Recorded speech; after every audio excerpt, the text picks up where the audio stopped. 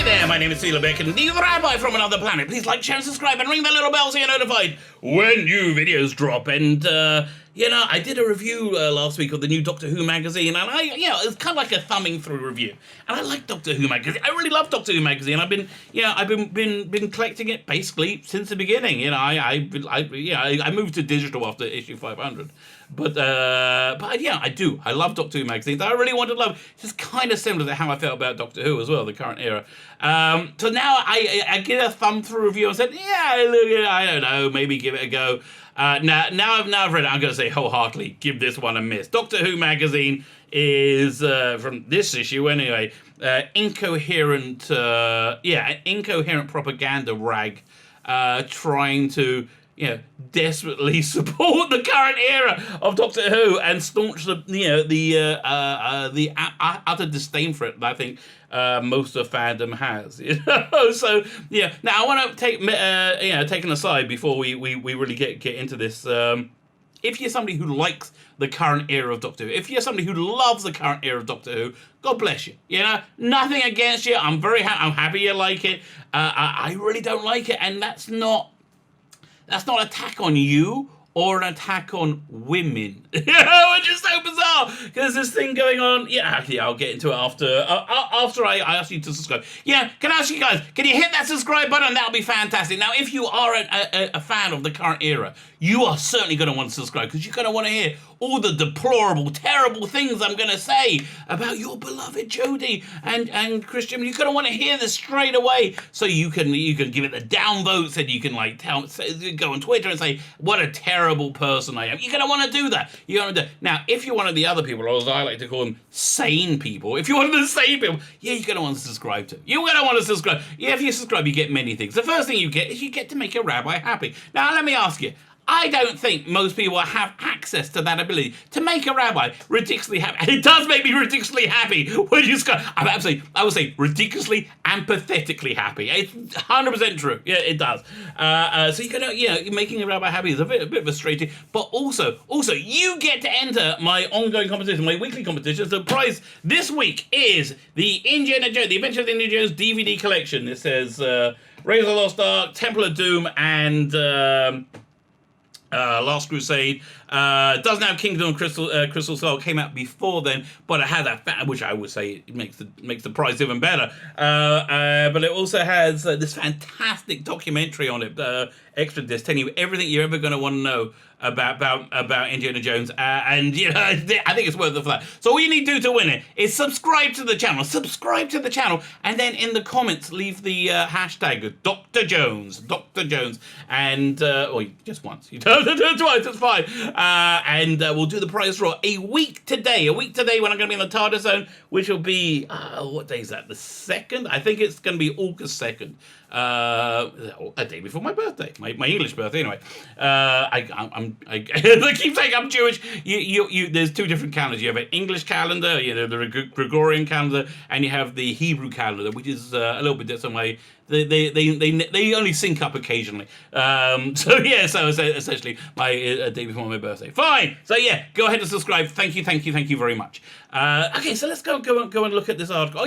Before we get into, I've had this real what's the word? Peak into pure insanity.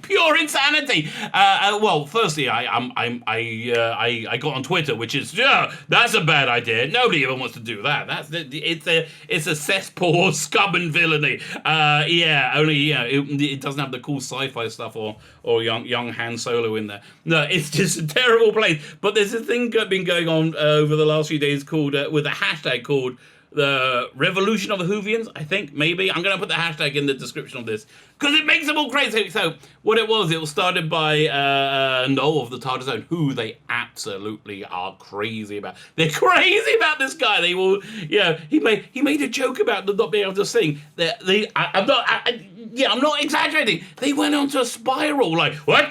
How dare they? What? No, it was a gag. Everybody just relax. It's okay. So he started this thing with the intention that the people who love the era, who are, if you like it and you're not crazy, you're not one of these people. I haven't met one of you yet. If you like it, who are completely bonkers.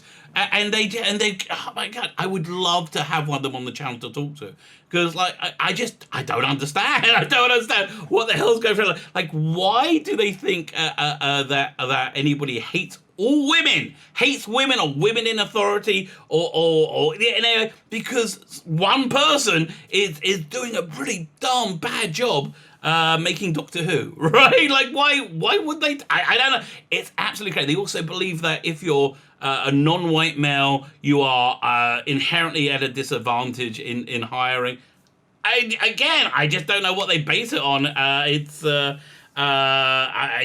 just insanity. It's pure insanity. Yeah, pure insanity. But listen, if you're somebody who has that point of view and you love this era of Doctor Who, me hating it doesn't impact upon you. But please come on the channel, because I would love to talk to you. It's just like, you know, I like to talk to people who have different outlooks to me, right?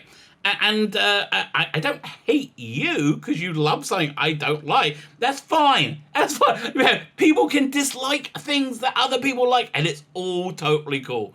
But no, it's not cool to them because they're crazy. They're crazy.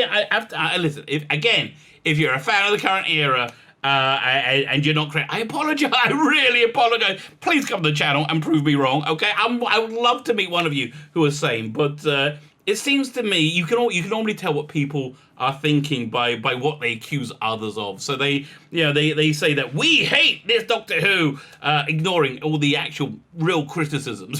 We hate this Doctor Who because she's a lady. Like, okay, I don't know why that would be, but like, okay, I think it's probably because it's an easier thing to answer, and I don't think they like it. That it's really just not very popular. It's not doing very well, and they kind of forgotten the ratings because it was 6 months ago now, or about coming up to 6 months ago. So they kind of forgotten how bad the ratings were, and so they've just gone bonkers. So for these bonkers people, they have a handy dandy manual of pre-programmed answers to give. And that handy dandy manual is indeed Doctor Who magazine. Doctor Who magazine, which, oh my God. Okay, as I said maybe, no, my recommendation is against buying it anymore. If you have a subscription, stop it.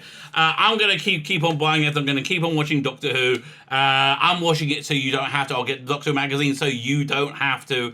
I will be the canary in the mine for you. I will take the hit. And also, listen, for me, it's like, it's a couple of bucks, and I get like a lot. This issue gave me tons of great content. Totally worth it for that. Fine. So the centerpiece of this issue is just this insane apologetics for what I would say absolutely terrible creative decisions. Really, really poor creative decisions.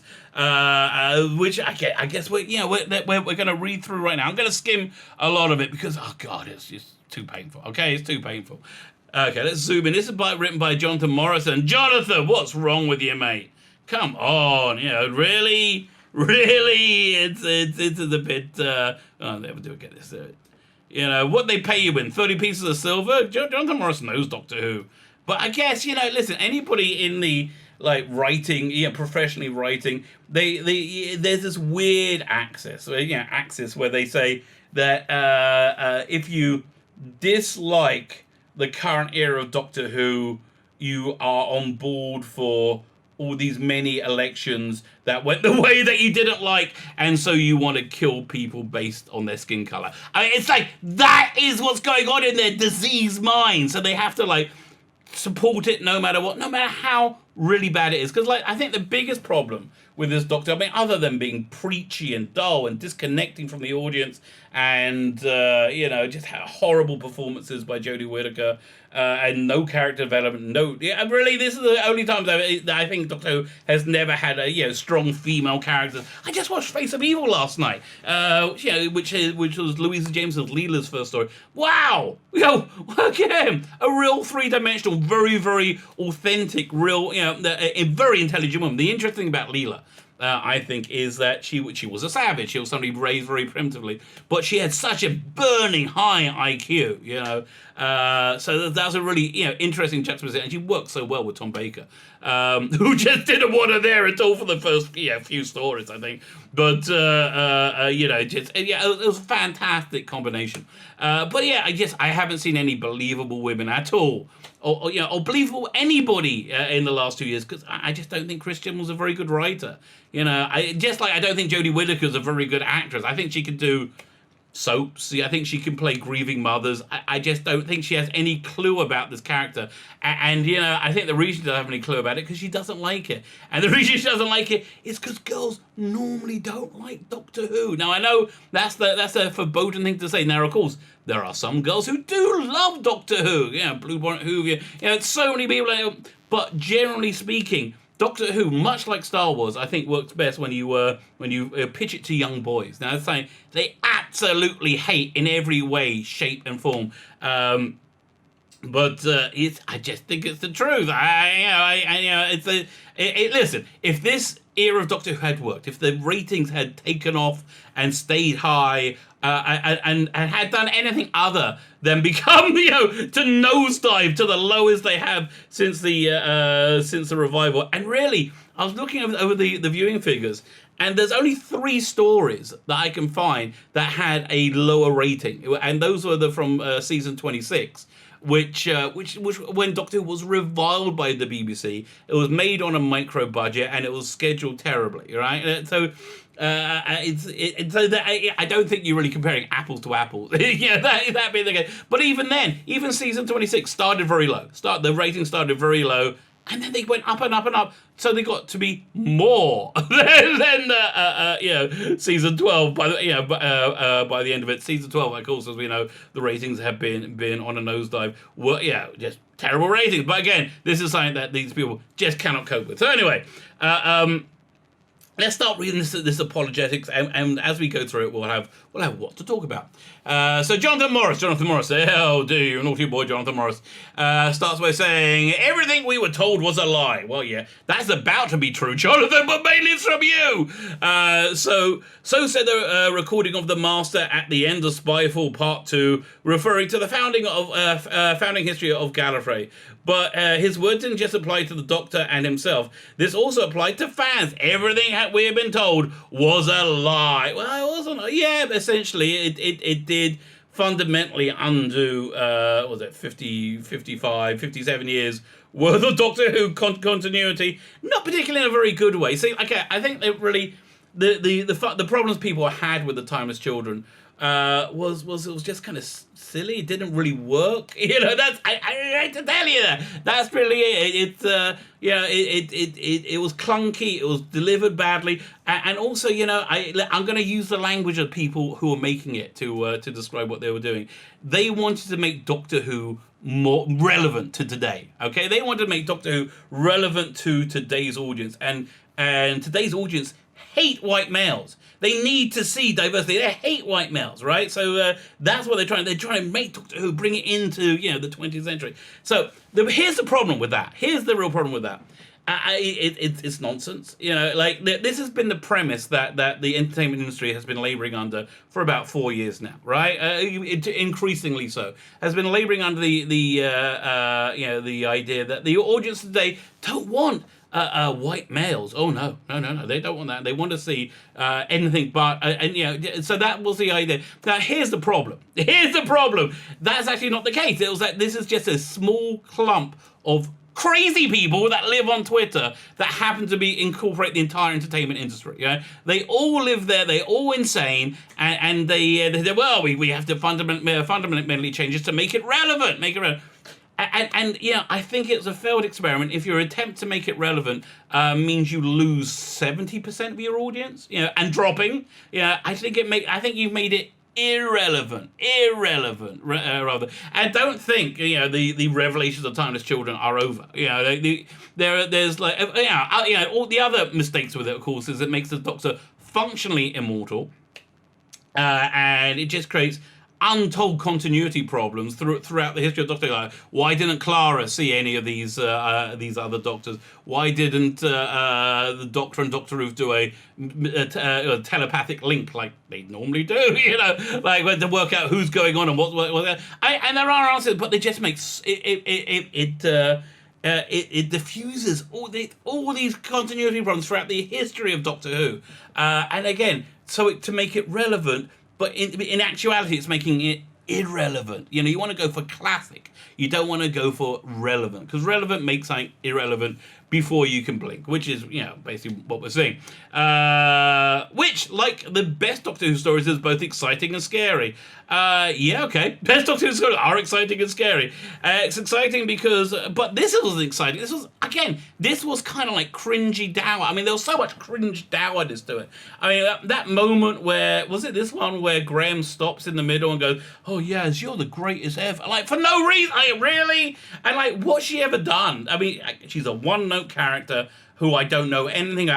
She's so like bland and unrealistic. Yeah, and then we have the Doctor stand around and have everybody tell her how wonderful she is. You're the best Doctor because you're going to go sacrifice yourself. And then she goes, and instead of sacrificing herself, she lets the bloke from Game of Thrones do it instead for no reason. Why? No. Why? Because she's not a hero. She's not a hero. That was absolutely proven, 100%. When a few episodes earlier, and was it Can You Hear Me? When Graham asked for some heroic words from the Doctor, and she didn't have it. The reason she didn't have heroic words that would lift you up, because she's not a hero. She is not a hero, and she's not a villain because she's too pathetic and useless. She's just kind of a stupid, useless person, which I don't think is very Doctor Who-y, you know. But again, me saying that, according to these crazy people on Twitter, means I hate women? No, I hate the depiction of Doctor Who, and it's amazing. It's amazing to me that for all the Lord are like, oh, the first woman to play Doctor Who, which I get was kind of a big deal. Why would you portray her as an absolute blithering moron, who has no authority whatsoever? Like, why would you do that? It's beyond me. It's absolutely beyond me.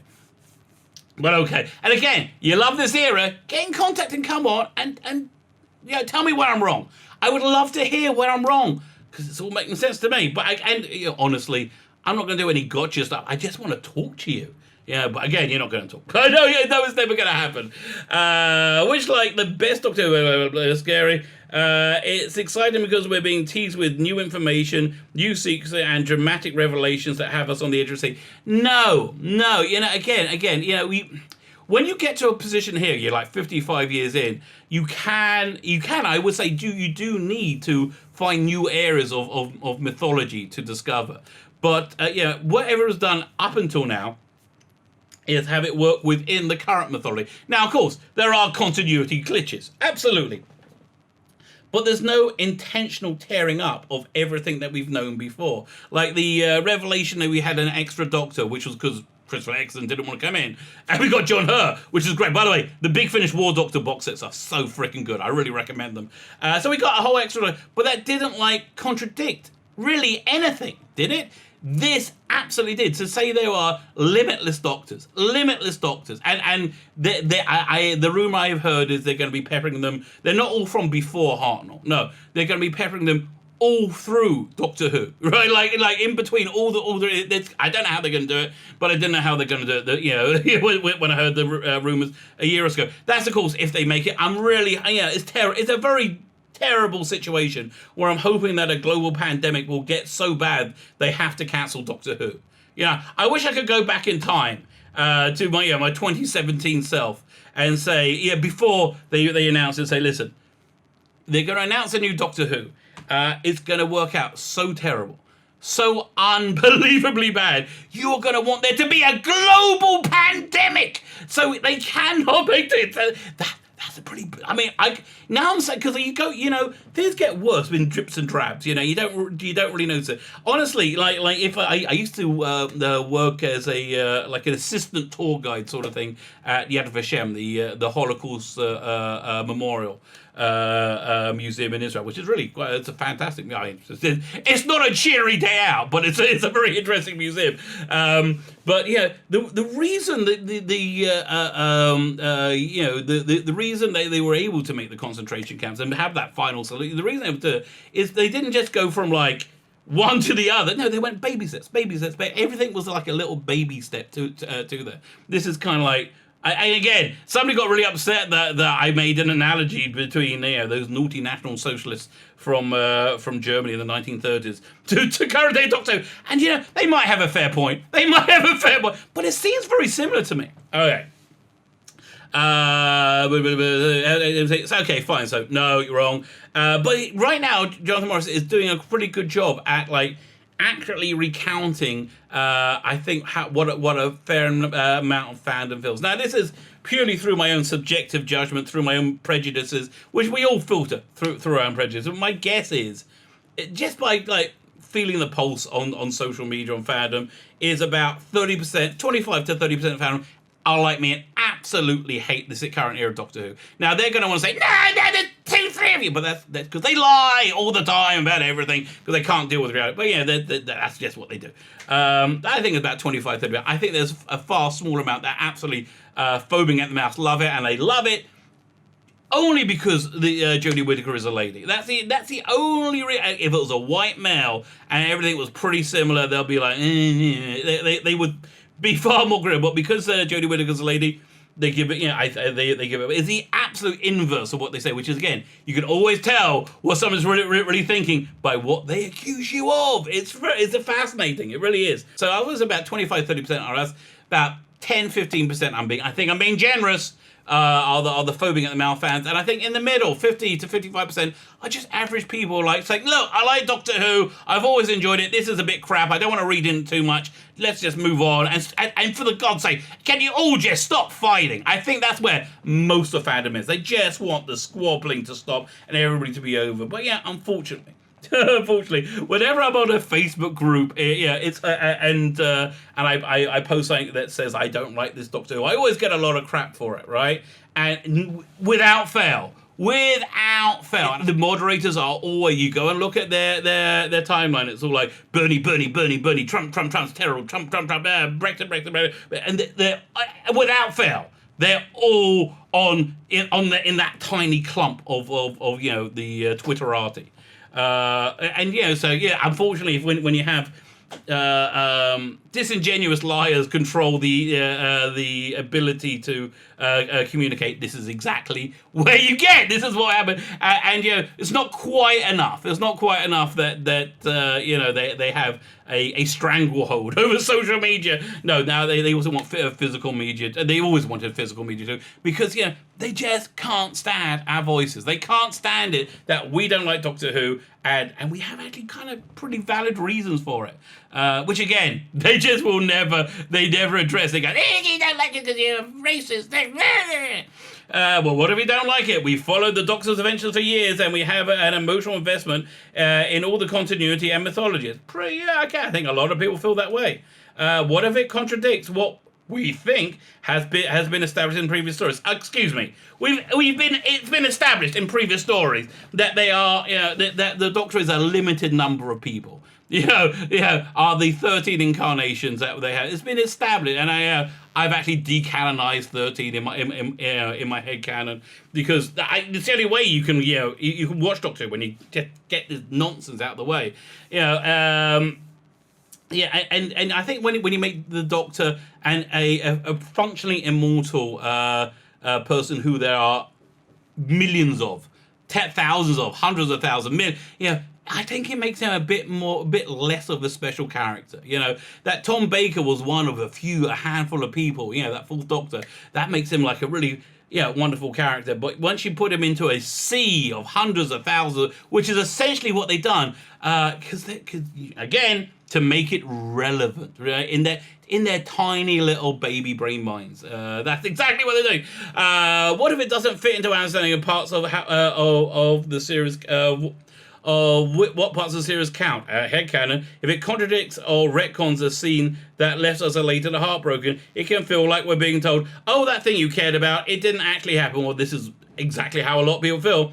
And I think right now, he's talking to that 55% of fandom that are like, I didn't like this much. Let's just move on.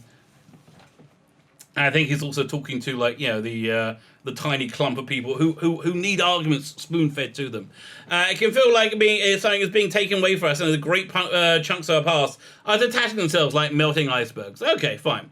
But the Doctor Who has always done this. No, the Doctor Who has never intentionally devalued the character, which is what it's done. It's never intentionally contradicted everything went on. It's unintentionally done that quite a lot. And when it was being developed, things changed. And in the early years of Doctor Who, I'll say the first 10, 15 years, pretty much everything was up in the air. It was only, I think, till when John Nathan Turner came in, there was an idea of continuity, an idea of fandom, you know. And I don't think that was actually done the best way with it. But it was only really till then. So anything up until 20th anniversary, not really, you know, it's never been done before. I think the only real example is the reimagining of Gallifrey into being like a much more corrupt place, which Robert Holmes did in Deadly Assassin, and fandom freaking hated at the time, right? They absolutely hated it. But you know, I think in hindsight, I think that worked quite a bit better